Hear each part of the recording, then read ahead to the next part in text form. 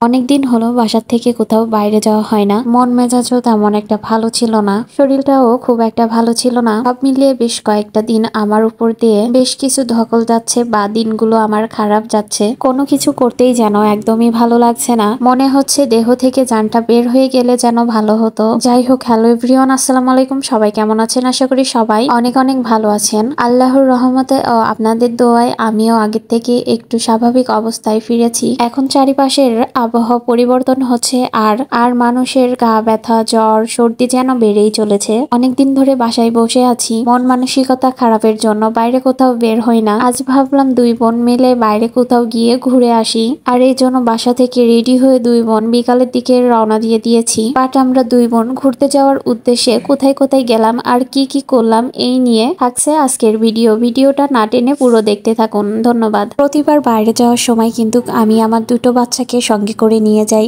যাতে করে বাইরে গেলে ওদেরও একটু মন ভালো হয়ে যায়। তবে আজ আমার শরীরটা খুব একটা ভালো ছিল না, এই জন্য ওদের সাথে করে নিয়ে আসতে পারিনি আর আম্মুর কাছে রেখে আসছিলাম। আর আম্মু আজ যেহেতু আমাদের হাতে একটা কাজ ধরিয়ে দিয়েছিল, এজন্য আমার দুটো বাচ্চাকে তার কাছে রেখে দিয়েছিল। না হলে অন্য দিনের মতো বলতো আমাদের সাথে করে নিয়ে যেতে যেতে যেতে ভাবছিলাম পৃথিবীটা কত স্বার্থপর। প্রয়োজন ছাড়া কেউ কারোর পাশে থাকে না, কোনো স্বার্থ ছাড়া কেউ তোমার কাছে আসবে না। স্বার্থ ফুরিয়ে যাবে তো তুমিও ফুরিয়ে যাবে। মহান আল্লাহ তাআলার কাছে বলবো, আমি বা আমার সন্তানেরা যে বা যাদের মাধ্যম থেকে কষ্ট পেয়ে এই অবস্থাতে এসেছি, তাদের প্রতি যেন মহান আল্লাহ তাআলা সর্বোচ্চ সুখ আর অর্থ প্রদান করে। তারা যেন সব সময় সুখী থাকে, ভালো থাকে। তারা আমাদের খারাপ চাইলেও আমি তাদের কখনোই খারাপ চাইবো না, কারণ রিজিকের মালিক আল্লাহ। আপনার রিজিক যেখানে যতটুকু লেখা আছে ততটুকুই নির্ধারিত। যাই হোক, কথা বলতে বলতে আমরা বাজারের মধ্যে চলে এসেছি। আর আমরা ঘুরতে যাওয়ার নাম করে বাজারের মধ্যে কেন যাচ্ছি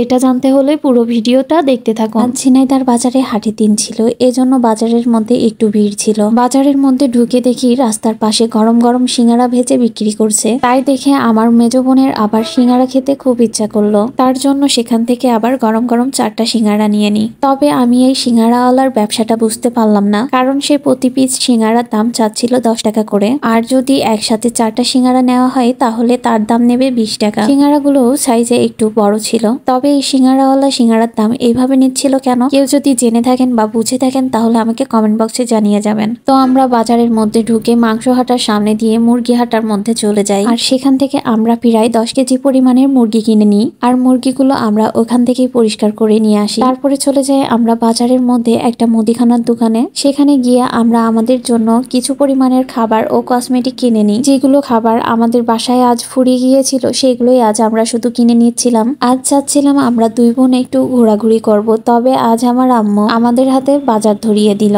যে বাজার থেকে এইসব কিনে আনতে হবে। যদিও এর মধ্যে কোনো খাবারই আমার আম্মু খাবে না। প্রতিদিন বিকাল টাইমে আমাদের একটু হাবিজাবি ফাস্টফুড জাতীয় জিনিস খেতে ইচ্ছা করে, আর খেতে ইচ্ছা করে যদি না পাই তাহলে আম্মুর সাথে একটু ঝামেলা করি। এই জন্যই আম্মু বলছিল যে বাজার থেকে এইগুলো কিনে নিয়ে আয়, তাহলে আর আমার ঝামেলা হবে না। বাজার করতে গিয়ে তোদের ঘোরাঘুরিও করা হয়ে যাবে। তো আমাদের মুদি বাজার করা হয়ে গেলে আমরা বাজারের মধ্যে থেকে একটা রিক্সা পেয়ে যাই। রিক্সাটা নিয়ে আমরা বাসার উদ্দেশ্যে রওনা দিই। রওনা দেওয়ার পর মনে হলো যে আমাদের বাসায় লেবু ফুরিয়ে গিয়েছে, এজন্য রিক্সাওয়ালা মামাকে দাঁড় করিয়ে 1 হালি লেবুও কিনে নিই। এই দোকানে লেবুর দামটা একটু বেশি পরিমাণে চাচ্ছিল, এজন্য লেবুটা আমি 1 হালি কিনে নিই, কারণ এখন লেবুর দাম সব জায়গাতেই কম। লেবু কিনা হয়ে গেলে আবার আমি রিক্সাতে উঠে পড়ি বাসায় যাওয়ার উদ্দেশ্যে। আর বাসায় যেতে যেতে ভাবছি আমার মেয়েকে আমি বাসায় রেখে আসছি, তার জন্য যদি কোনো চকলেট, ক্যান্ডি বা পটেটো কিনে না নিয়ে যাই তাহলে সে আমাকে দেখেই কান্না করা শুরু করে দেবে। আর তার এই কান্না থামাতে থামাতে আমার প্রায় 1 ঘন্টা সময় লেগে যাবে। তার থেকে ভালো আমি তার জন্য কিছু কিনে নিয়ে যাই, কারণ আসার সময় আমি তাকে লুকিয়ে রেখে চলে আসছি। সে যদি আমাদের বোরকা পরে বাইরে আসা দেখতো তাহলে আমাদেরকে কখনোই ছাড়তো না,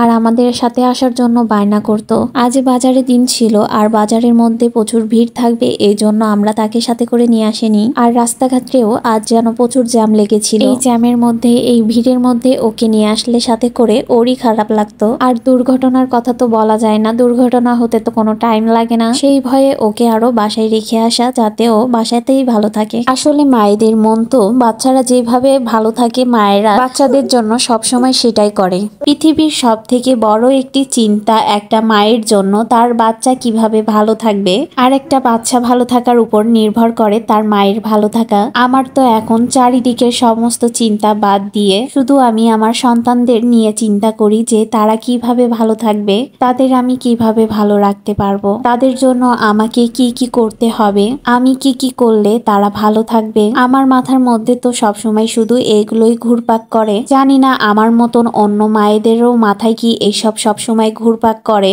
যদি এগুলো আমার মতো ঘুরপাক করে থাকে তাহলে কমেন্টে জানিয়ে যাবেন। আর আমার ভিডিওগুলো আপনাদের কাছে কেমন লাগে, যদি ভিডিওগুলো ভালো লেগে থাকে তাহলে একটা লাইক কমেন্ট শেয়ার করে দিবেন। সবাই সুস্থ থাকবেন, ভালো থাকবেন আর আমার জন্য দোয়া করবেন। আল্লাহ হাফেজ।